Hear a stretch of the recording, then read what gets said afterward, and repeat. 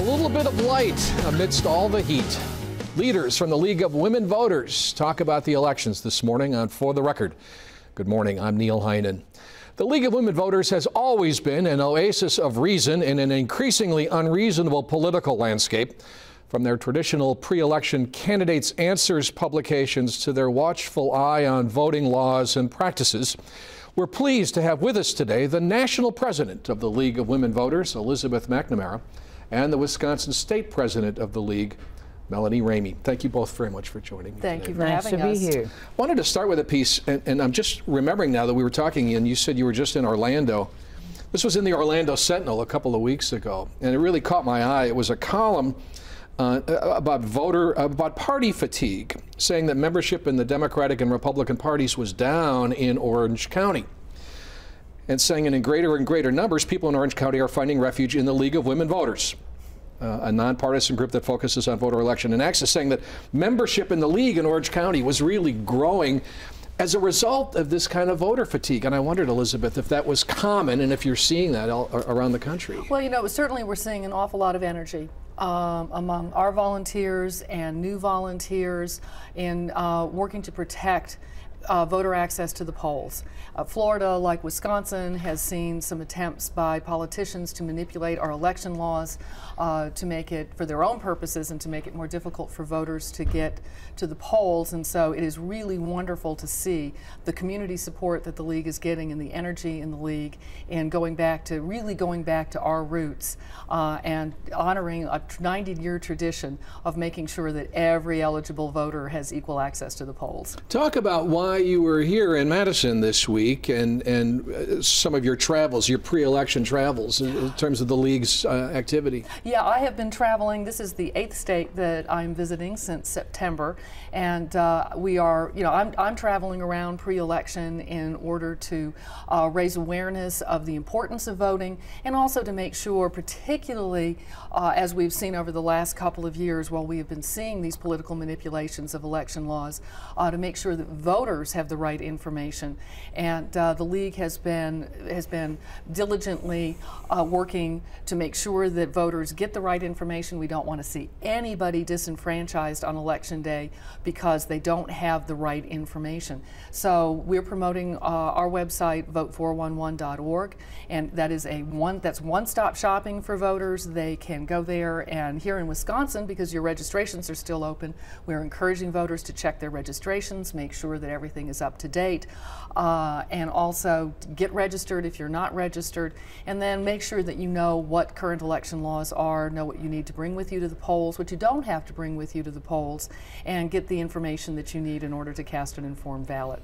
What an important time for Elizabeth to come to Wisconsin. Hey, Melanie? Well, it certainly is. And I would say, with some pride, I think we have been one of the first in the country to really challenge this attempt to manipulate the law. And literally in court. Yeah, yes. Exactly. We're in court, and our case has a permanent injunction, and it's on appeal. And, you know, so that can take a while, but certainly the voter ID will not exist for this election.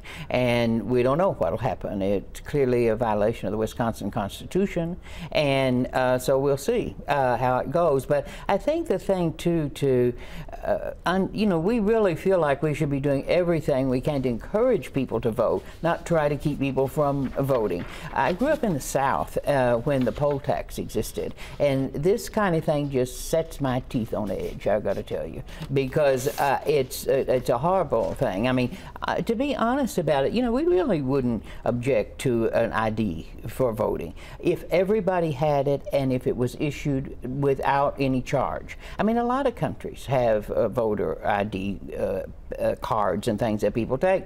And it's also interesting, in a lot of other countries, voting is considered a duty of citizenship.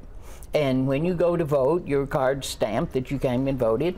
If you go to get your passport renewed and all, and you haven't been voting, you're not going to get it renewed. You know, I mean, it's a really tremendously valued thing in many parts of the world.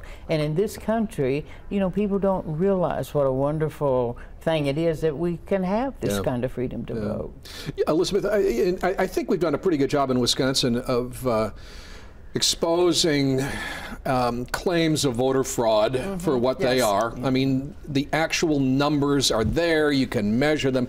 It hasn't put to rest the the discussion. It's still out there. But nationally, how does that claim of voter fraud as the necessity for voter ID, how are you seeing that? Not any differently than you're seeing it here in Wisconsin. We're not seeing huge incidents of voter fraud. As a matter of fact, we know that Americans are concerned about the integrity of our election systems, but we also know that what they're concerned about is more politicians manipulating election laws for their own purposes than anything that is going on with individual voters. And that's why the League has been so staunchly opposed to these attempts, not just to impose restrictive photo ID requirements on voters that are not necessary from anything that we can see, but also efforts to shorten early voting periods. Early voting is incredibly popular in the United States. 19 million Americans voted early in the last election. So we know that this is a way of making the process more accessible, of making the process more open, and yet we're seeing efforts in states to shorten those periods of time and to take away very popular voting time periods like the Sunday before the election. And we're also seeing efforts on the parts in many states. Florida is probably the premier example to restrict organizations like the League, make it more difficult for organizations like the League to register voters. And we know for a fact that an awful lot of eligible voters depend on volunteer organizations like the League, other organizations to have real ready access to registration. Our problem in this country isn't that there are too many people registered. Our issue is that there are too few. Sure. Yeah, exactly. We need more people registered. And I guess we could say that early voting here begins on October 22nd. And from October 22nd to November 2nd, people can vote in advance if they choose. And it used to be longer, but that was one thing changed in the law, which makes it more difficult. Sure. And we've certainly seen in the state of Ohio huge problems of trying to stop weekend voting the weekend before the election. And I think, the last presidential election, 93,000 people voted on that weekend in Ohio. Yep. So this was a big issue, and so we have less time now available to do that, but people need to know they can. I want to come back to that and follow up on why that might be happening when we come back right after this.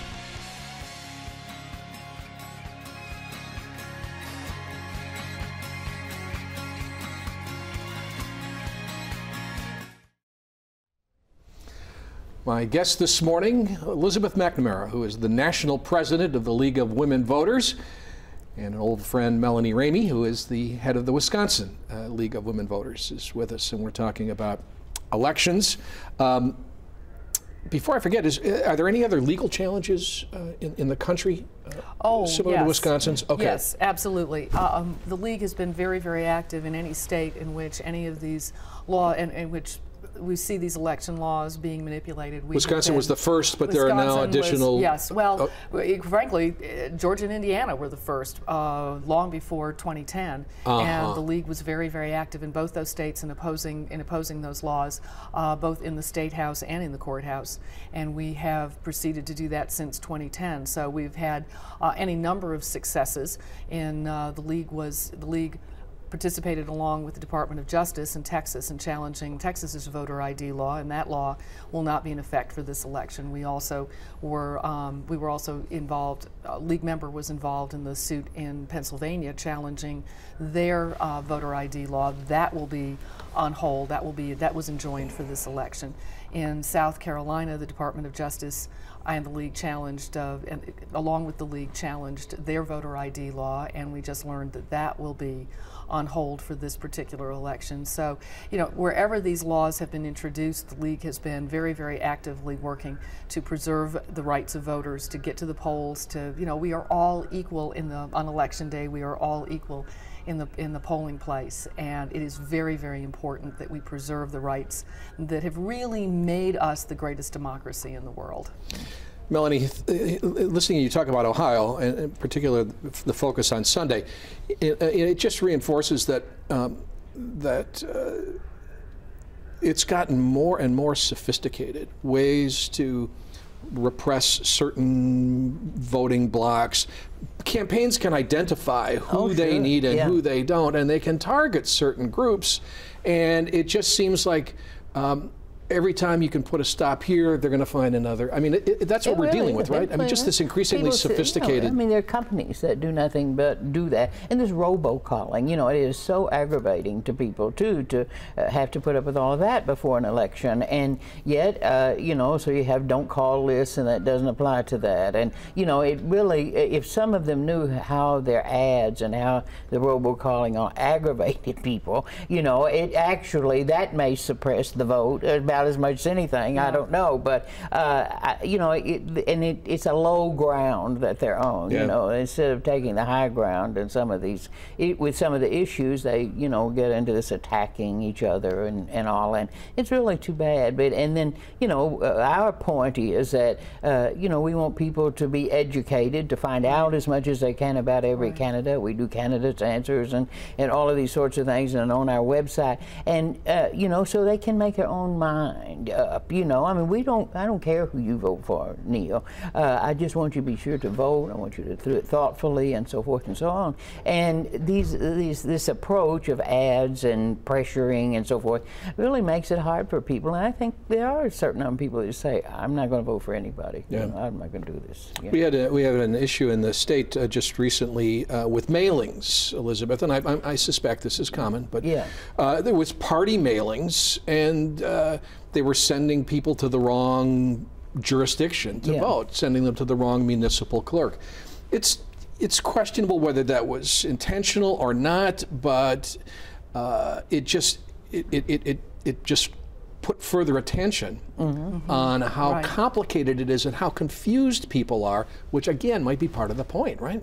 And confusion is something that we are concerned about, not just here in Wisconsin, but in every state where we have seen these efforts to manipulate election laws. And that is why the League has been working as hard as it has been to make sure that every voter is aware of vote411.org, where you can get registration information, you can get election law information, and why the League here in Wisconsin and leagues all over the country have been working very, very diligently to make sure that candidates have information that comes from an organization that has never supported or opposed a candidate or party, that lets candidates answer in their own words the questions that we are posing based on what is important to our communities.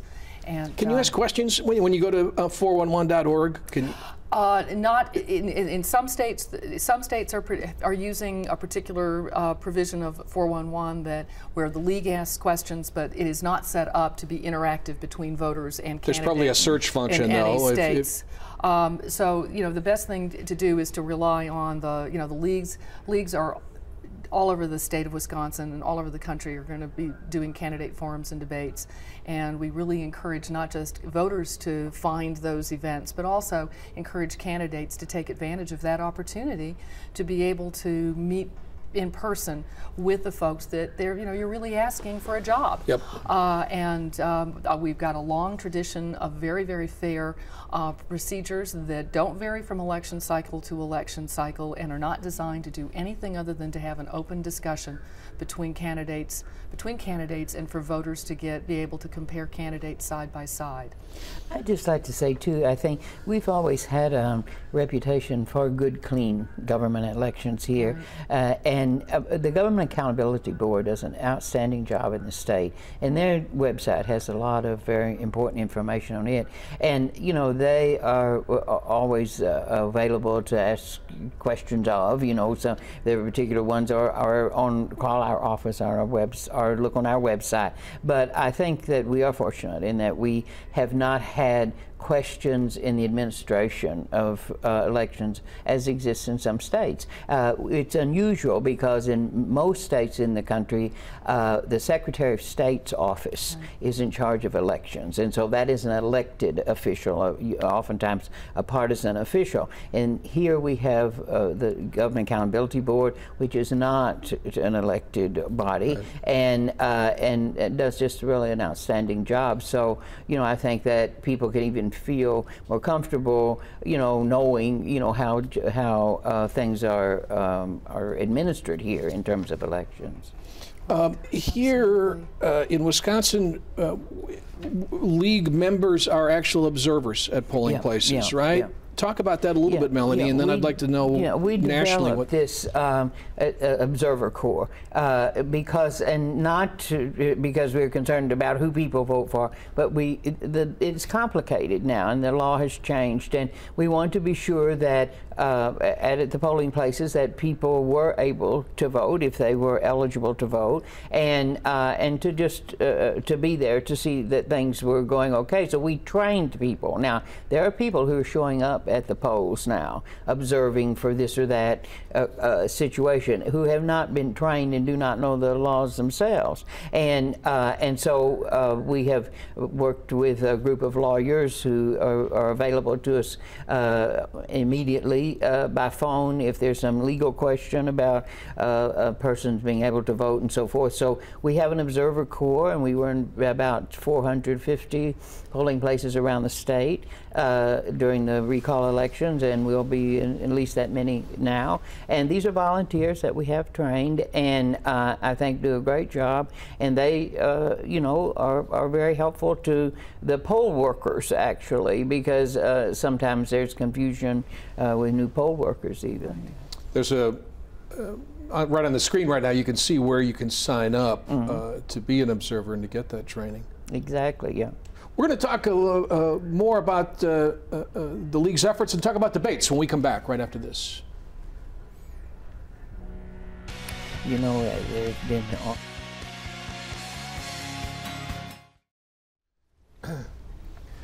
We are back with the national president of the League of Women Voters, Elizabeth McNamara, and the president of the Wisconsin chapter of the League of Women Voters, Melanie Ramey, and we're talking about election issues. Elizabeth, what do you think of the debates? We're fascinated with the debates now, of course, with a vice presidential candidate from Wisconsin. But it is interesting that there seems to have been a little spike this election in interest in those. From your perspective, how valuable are the debates? Oh, I think debates are always valuable. I think it is an opportunity for voters to be able to see the candidates side by side. It is really the only opportunity that they've got to do that. So I think that is always a valuable thing, and as a matter of fact, so valuable that we've developed debate watching tools that you can find on our website at lwv.org to help people understand, or help people watch a debate and understand or analyze for themselves, make up their own minds as to how they evaluate the answers or how they evaluate. That's a great the resource. So that's on the league's site. That's on lwv.org. Yeah. Yes, on the league's website. Yeah. We've got some great debate watching.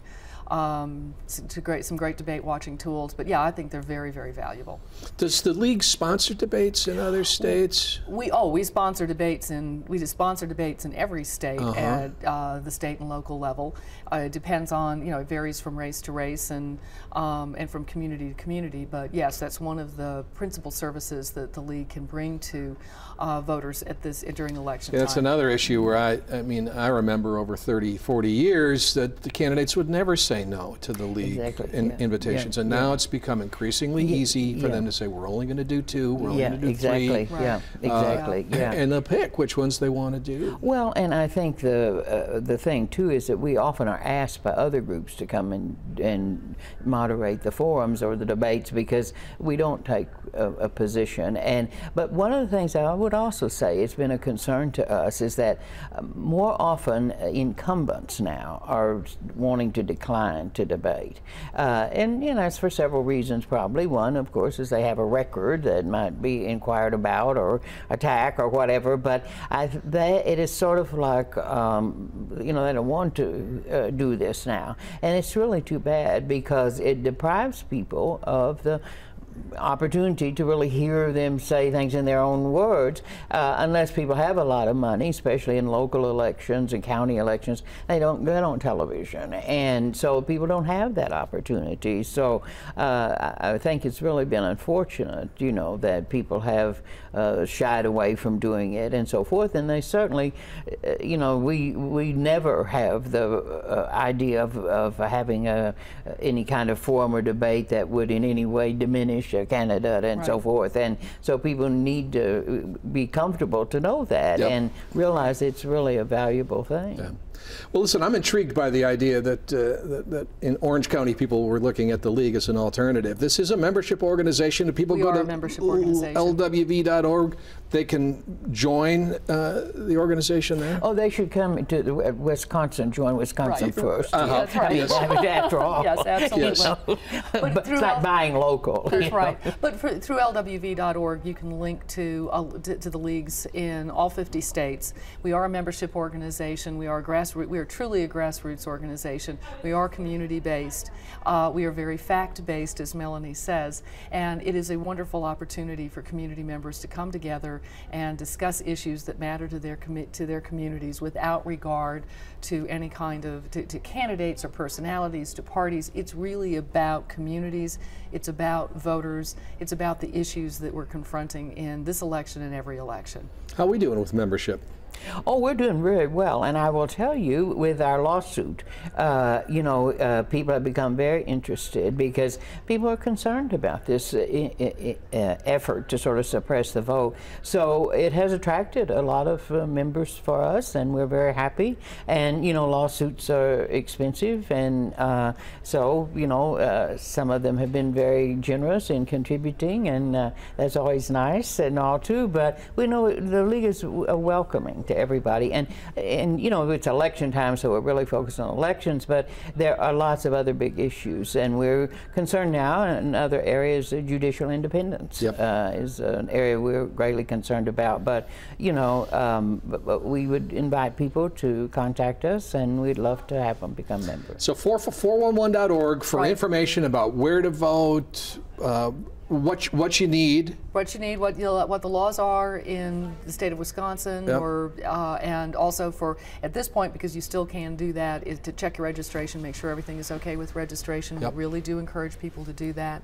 But yes, it is one-stop shopping for nonpartisan voter information. And candidate answers on the league site. Yes, yeah. All right. Thank you both very much for joining us. Thank you. We're going to come back and wrap up For the Record right after this.